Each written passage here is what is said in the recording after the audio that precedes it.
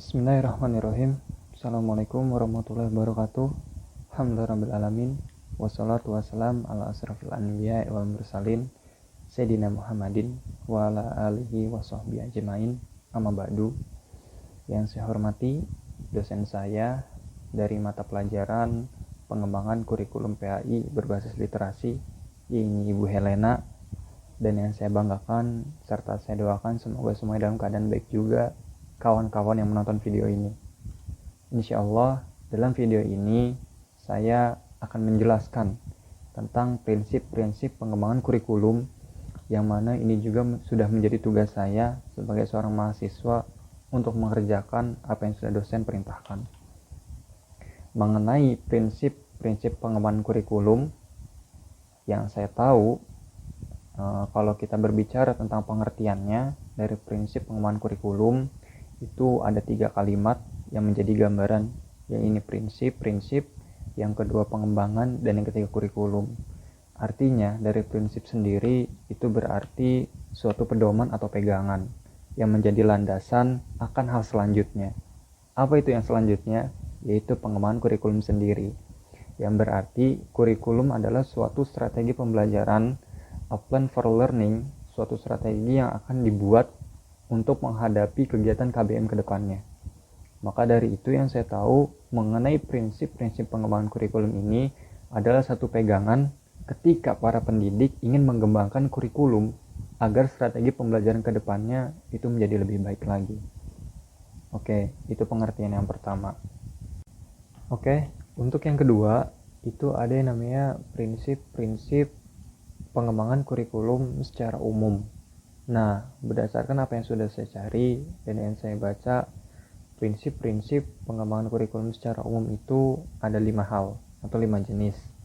Yang pertama itu adanya prinsip relevansi. Mengenai prinsip relevansi sendiri itu terbagi menjadi 2 jenis. Ada relevan secara internal dan relevan secara eksternal. Nah, mengenai internal, jadi sebelum orang ini atau pendidik ini mengembangkan kurikulum, dia harus tahu dulu secara internal dan eksternalnya. Apa sih itu? Yang pertama secara internal, orang ini harus mengetahui apa tujuan dari pendidikan, apa strategi pembelajaran dari pendidikan, dan berbagai hal yang berkaitan dengan pendidikan. Lalu secara eksternal, pendidik atau orang ini juga harus tahu, sebelum mengembangkan kurikulum, dia harus tahu apa saja kebutuhan masyarakat dan bagaimana saja keinginan siswa pelajar dalam belajar. Maka dari itu, prinsip relevansi sendiri yang namanya relevansi artinya selaras. Selaras secara internal dan selaras secara eksternal. Maka dari itu, ketika ada seseorang ingin mengembangkan kurikulum, itu jangan sampai keluar dari tujuan pendidikan. Jangan sampai kurikulum itu keluar dari strategi pembelajaran yang dulu sudah dirancang. Dan jangan sampai juga ketika mengembangkan kurikulum itu keluar dari keinginan masyarakat dalam pembentukan siswa itu gitu. Jadi pengembangan kurikulum sendiri secara prinsip, secara relevansi semacam controlling agar pengembangan itu nantinya tidak keluar dari apa yang sudah dirancangkan dulu, dari apa yang sudah dibuat dulu gitu. Jadi sebagai controlling. Nah, yang kedua yaitu ada yang namanya prinsip fleksibilitas, atau lebih mudahnya disebut sebagai prinsip fleksibel.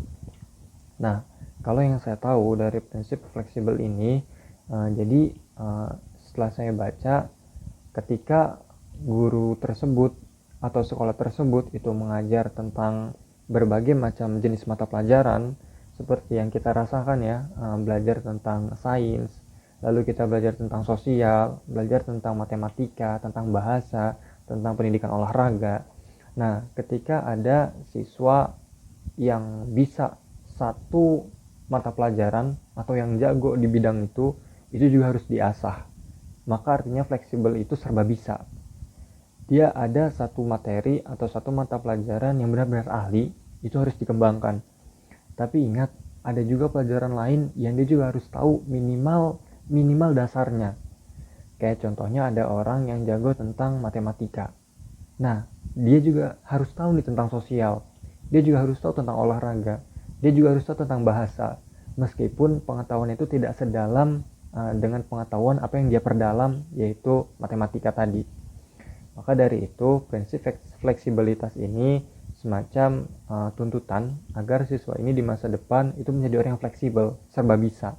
Dan dia memiliki satu ahli atau satu skill yang sangat dalam dibandingkan dengan mata pelajaran yang lain. Itu kalau yang saya tahu. Nah, yang ketiga itu ada namanya prinsip kontinuitas. Continue artinya berkelanjutan atau berkesinambungan. Dalam hal ini yang sudah saya baca, maksudnya ketika ada seseorang ingin mengembangkan kurikulum, itu harus perhatikan juga tentang pelajaran-pelajaran yang sebelumnya. Seperti contohnya begini, SMP misalnya. Jangan sampai ketika pengembangan kurikulum itu sudah dilakukan, itu malah mengulang kembali seperti pelajaran SD. Artinya continue di sini melanjutkan. Jangan sampai adanya miskomunikasi. Jangan sampai ada miskomunikasi. Ketika di SD dia sudah diajarkan tentang misalkannya tentang tambah-tambahan, tentang pengurangan, maka di SMP ketika SMP itu mengembangkan kurikulum itu harus continue, ngelanjutin. Jangan malah ngulang lagi tentang tambahan, jangan malah ngulang lagi tentang pengurangan yang mana sebelumnya udah dijelasin di SD itu. Jadi continue di sini artinya melanjutkan atau mengembangkan apa yang sudah di SD pernah dilakuin, itu dikembangin lagi, diperbesar di SMP. Nah, begitupun dengan SMA-nya, ketika SMA ingin mengembangkan satu kurikulum, itu jangan sampai malah pengembangan itu mengulang ke masa SMP gitu. Jadi pengembangannya harus lebih jauh lagi atau lebih besar lagi ke depannya. Jangan sampai ada miskomunikasi sehingga pelajaran yang diajarkan nantinya malah mengulang ke masa SMP gitu. Kayak itu mengenai yang ketiga. Oke, untuk yang keempat itu ada yang namanya prinsip efisiensi. Nah, prinsip efisiensi di sini yang saya tahu itu tentang hitung-hitungan semacam modal yang dikeluarkan dalam pengembangan kurikulum tersebut. Karena dalam mengembangkan kurikulum itu butuh yang namanya modal.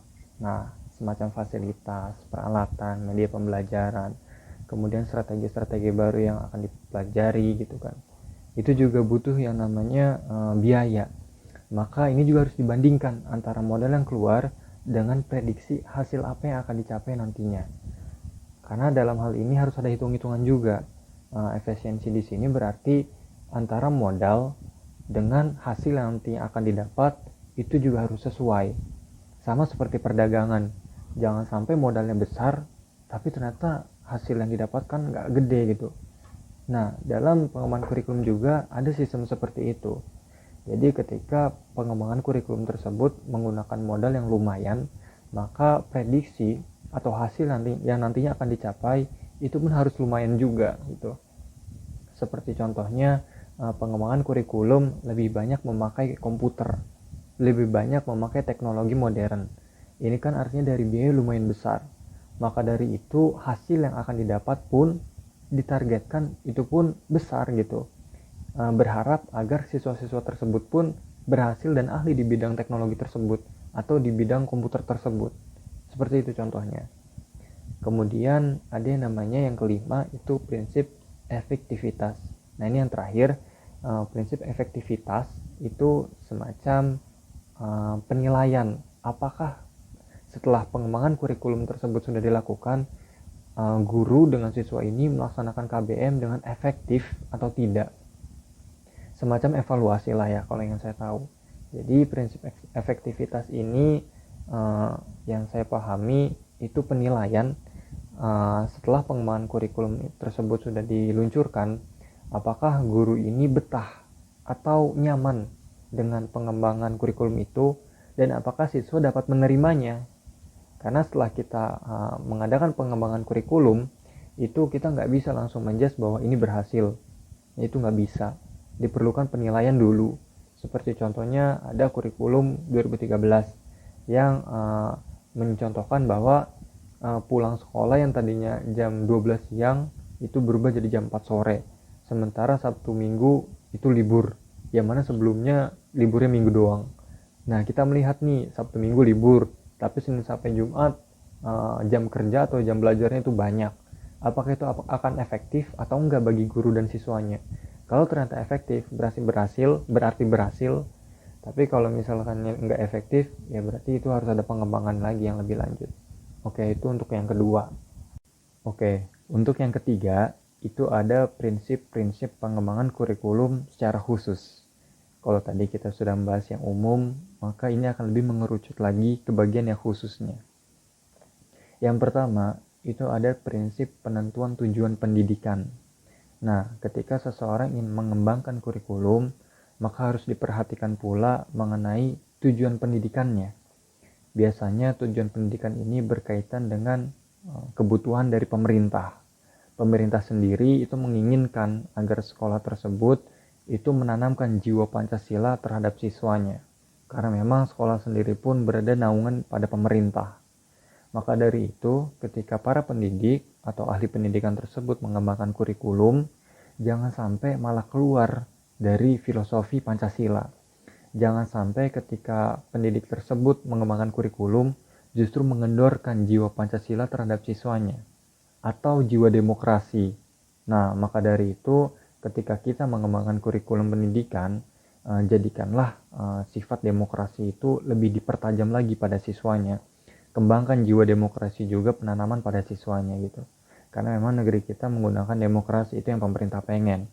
Atau tujuan lainnya selain dari pemerintah juga ada tuntutan dari masyarakat. Masyarakat kepengen agar manusia-manusia di masa selanjutnya regenerasi itu menjadi orang-orang yang berkualitas tinggi dan memiliki skill yang paten. Maka dari itu, ketika pengembangan kurikulum itu dilaksanakan, buatlah target agar skill-skill siswa-siswa ke depannya itu menjadi lebih baik lagi dan lebih cepat terasah. Nah, itu yang pertama. Yang keduanya itu ada prinsip pemilihan isi pendidikan. Nah, contohnya salah satu dari isi pendidikan yang paling terkemuka adalah materi-materi pendidikan atau mata pelajaran lah yang lebih enak disebutnya. Dalam pengembangan kurikulum, mungkin saja ada beberapa materi-materi mata pelajaran yang ditambahkan atau yang dikurangi. Nah, itu salah satu pengembangannya. Tapi hati-hati juga ya, melihat dari situasi dan kondisi, jangan sampai saat pengembangan kurikulum itu dilaksanakan, penambahan mata pelajaran, contohnya menambahkan mata pelajaran filsafat pada anak SD. Mungkin kalau pandangan kita dan pandangan saya pribadi, ketika pelajaran filsafat ditaruh di anak SD itu kurang layak, mungkin tidak layak gitu ya. Bahkan sekelas anak SMA aja itu belum diajari pelajaran filsafat, karena memang filsafat sendiri itu pelajaran yang materinya itu kritis, dan itu mulai dipelajari di anak di anak kuliah. SMP, SMA, SD itu belum. Nah, maka dari itu saat pengembangan kurikulum tersebut, jangan sampai nih contohnya kesalahan seperti itu, menambahkan pelajaran filsafat pada anak SD yang kurang layak.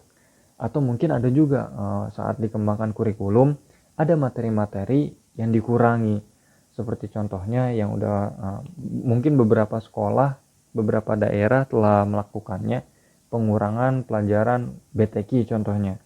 Dulu di zaman saya baca tulis Quran itu ada, tapi kalau sekarang mungkin lebih sedikit ya, atau BTQ itu lebih dimasukkan pada pelajaran PAI. Atau pengembangan yang lainnya juga, contohnya seperti adanya pelajaran bahasa daerah. Yang di daerah Jawa Barat mungkin ditambahkan pelajaran bahasa Sunda. Yang di daerah Serang contohnya mungkin ditambahkan pelajaran bahasa Jaseng, Bebasan, dan lain-lain. Itu salah satu pengembangan dari kurikulum juga yang berpatokan pada isi pendidikan, khususnya di bidang materi pembelajaran. Nah, yang ketiga itu ada prinsip pemilihan proses belajar mengajar. Nah, KBM sendiri, kegiatan mengajar-mengajar, itu banyak sekali jenis-jenis prosesnya. Sebutlah lebih singkatnya lagi tentang metode pembelajarannya. Ada metode ceramah, ada metode pembagian soal, ada metode diskusi, ada metode tugas individu, tugas praktek lapangan, tugas lain-lain lah banyak, tugas kelompok gitu. Nah, ini juga harus diperhatikan gitu. Ketika prinsip pemilihan proses belajar mengajar ini dikembangkan, seperti contohnya metode ceramah, mungkin kalau lebih dikembangkan lagi, ceramahnya mungkin lebih menarik. Atau misalkannya metode tugas diskusi, mungkin yang dulu diskusinya lebih monoton, saat dikembangkan mungkin lebih menarik lagi diskusinya. Maka dari itu, yang ketiga, prinsip pemilihan proses belajar mengajar itu pun penting. Lebih tepatnya yang ketiga ini semacam praktek langsung dalam dunia pendidikan itu, KBM. Nah, lanjut yang keempat, yaitu ada yang namanya prinsip pemilihan media dan alat pengajaran. Dalam pengembangan kurikulum, yang namanya pembaharuan itu sangat penting dan itu bisa masuk ke media atau alat pengajaran. Seperti contohnya, dulu mungkin kita belajar menggunakan papan blackboard yang mana didukung oleh kapur. Itu kan masa saya dulu ya. Tapi kalau di masa sekarang, di SD itu udah jarang pakai blackboard. Mungkin masih ada di daerah-daerah pelosok desa. Tapi kalau di SD bagian kota itu sudah lebih sering menggunakan whiteboard. Nah, itu juga salah satu pengembangan kurikulum di bagian media dan alat pengajaran. Jangan sampai ketika pengembangan kurikulum itu dilakukan, justru pengembangannya malah lebih mundur. Ya kalau misalkannya dulu pakai papan whiteboard, kalau dulu misalkannya pakai papan blackboard, berarti harus lebih maju lagi dong saat dikembangkan, yaitu menggunakan papan whiteboard. Atau contoh lainnya misalkannya jenis pengajaran berupa media pembelajaran teknologi. Nah, ini juga mungkin ada kaitannya dengan yang sebelumnya ya, yaitu proses belajar mengajar. Seperti contohnya, mungkin saat masa-masa kita SD dan SMP, itu ada tuntutan yang namanya belajar menggunakan baca buku. Biasanya suka ada buku LKS, buku paket. Mungkin bisa saja di masa depan nanti yang namanya buku itu kurang diminati atau kurang dipakai dalam media pembelajaran. Karena seiring dengan berjalannya waktu, teknologi semakin membaik, mungkin nanti para guru dan para pendidik lebih menggunakan media elektronik dalam belajar. Seperti contohnya menggunakan lewat YouTube, menggunakan lewat Zoom, lewat Google Meet, seperti yang kita pakai sekarang. Ini kan termasuk dari media pembelajaran gitu.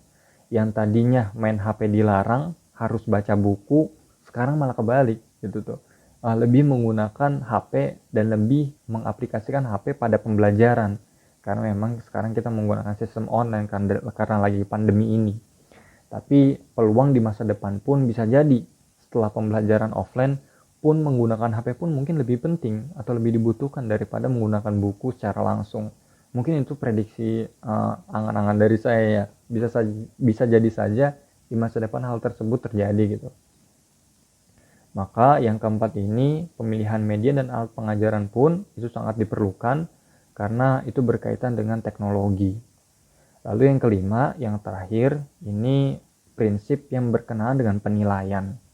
Oke, mungkin kalau dulu ya, biasanya guru itu lebih menilai pada jenis pengetahuan dari siswa itu. Kayak contohnya, ada siswa yang akhlaknya baik, tapi dari pengetahuannya kurang baik. Maka dia kalau pengetahuannya kurang baik, itu nggak naik kelas, contohnya begitu.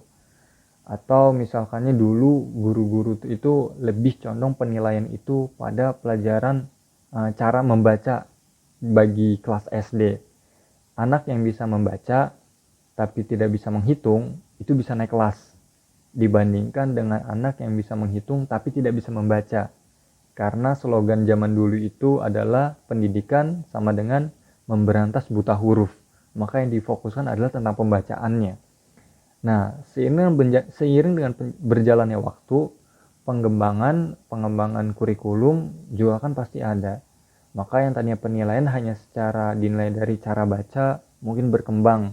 Oh, sekarang nggak cuma baca doang yang dinilai lebih efektif, tapi juga dengan cara hitung-hitungan, atau juga dengan keterampilan, dengan absen, itu mungkin lebih dibutuhkan lagi, lebih dipertajam lagi.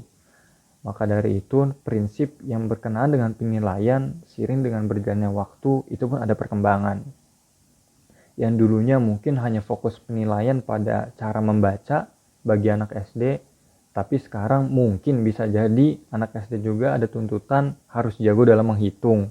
Dan juga dari segi keterampilan, dari pakaian, mungkin kalau dulu orang yang pakaiannya kurang baik, tapi ilmu atau otaknya encer, itu bisa naik kelas. Tapi kalau sekarang bisa saja kebalikan gitu. Yang tadinya pinter, tapi akhlak, perilaku, dan pakaiannya buruk terhadap gurunya, itu mungkin bisa saja dia nggak naik kelas gitu.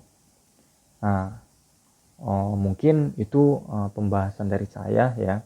Mohon maaf juga kalau dalam pembahasan ini ada banyak kekurangan. Saya yakin juga dalam pembahasan apa yang saya bahas ini masih banyak sekali kekurangan-kekurangan yang nantinya bisa dikritik oleh dosen saya atau oleh teman-teman saya, silahkan. Maka dari itu saya minta maaf yang sebesar-besarnya jika ada kesalahan-kesalahan dalam berkata, karena saya pun seorang pelajar biasa yang masih banyak memerlukan ilmu dari kalian, dari para netizen, dan dari dosen saya sendiri. Akhirul kalam, bila taufiq wal hidayah. Assalamualaikum warahmatullahi wabarakatuh.